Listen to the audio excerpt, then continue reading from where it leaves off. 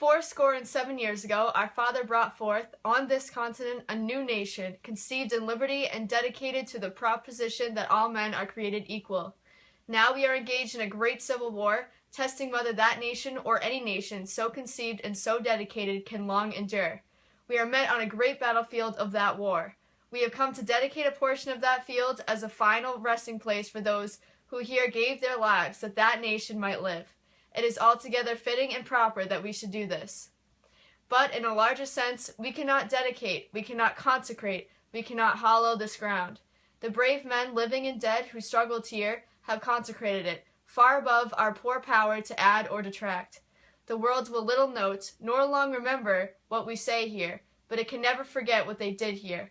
It is for us the living, rather, to be dedicated here to the unfinished work which they who fought here have thus far so nobly advanced.